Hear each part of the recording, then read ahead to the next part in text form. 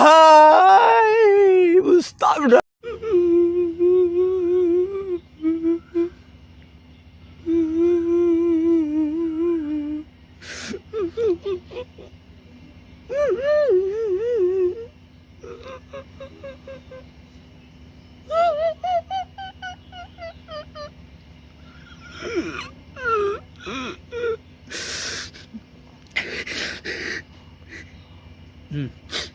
জি ভাই, আমারও ভিডিওটা তোচ্চা ভালো হয়েছে না?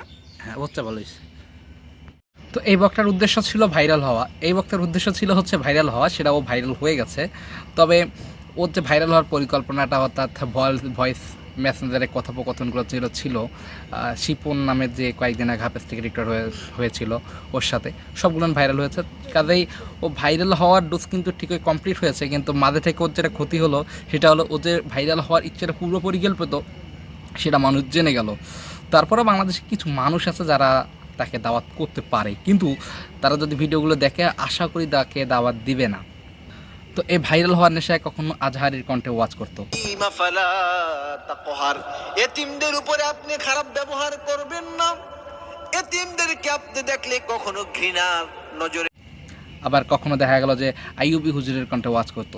কিন্তু আপনার পায়ে কেন জুতা নাই? খলিফাতুল মুসলিমিন আবু বকর বলে ওমর রে। তো তার ইচ্ছা ছিল যে তাকে ভাইরাল হতেই হবে। তো কয়েকদিন আগে হাফেজ থেকে টিকটকার হওয়ার যে ঘটনাটা, সে এই বিষয়টাকে অনুকরণ করার চেষ্টা করেছে এবং সে মোটামুটি এই বিষয়টাতে সফল হয়ে গেছে। কিন্তু দেখা গেল যে তার এই যে রেকর্ডিংটা যে ভাইরাল হলো, যেটা ফাঁস হয়ে গেল, যে রেকর্ডিং বলতে যে মেহেন্দারের কথোপকথন যেটা ভাইরাল হলো, যেটা ফাঁস হয়ে গেল, যার কারণে সে আর কিন্তু যে বিশাল লস হয়ে গেল সেটা হচ্ছে সে আর মাহফিলের দাওয়াত পাবে না। দেখেন কান্নার যে স্টাইলটা, এই কান্নার স্টাইলের ভিতরেও আছে প্রতারণার ছলচাতুরি, ঢং, অভিনয়। দেখেন যেখানে ভিডিওটা করতেছে সেখানে আর কোনো মানুষ নেই, অথচ ওনার মতো মানুষের ভিডিও হচ্ছে যিনি কিনা এখন ভাইরাল। আশেপাশে অনেক মানুষ থাকার কথা ছিল না?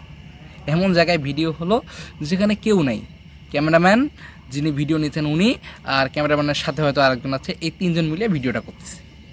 হয়তো স্টানের মাধ্যমে দুইজন করতেছে, দেখছেন পানিও খাওয়াচ্ছে মাঝে মাঝে।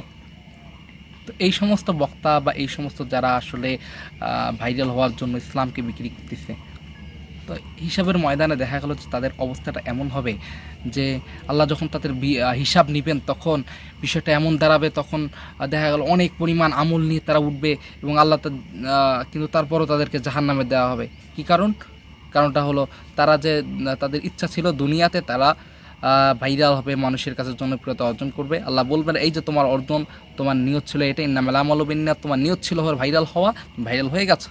তো তোমার তো ইচ্ছা ছিল না আল্লাহকে ভয় করা, তোমার ইচ্ছা ছিল না জান্নাত, তোমার ইচ্ছা ছিল না জাহান্নাম থেকে বাঁচা। তো আল্লাহ তাদের কর্মের ফল তাদেরকে দিয়ে দিবেন।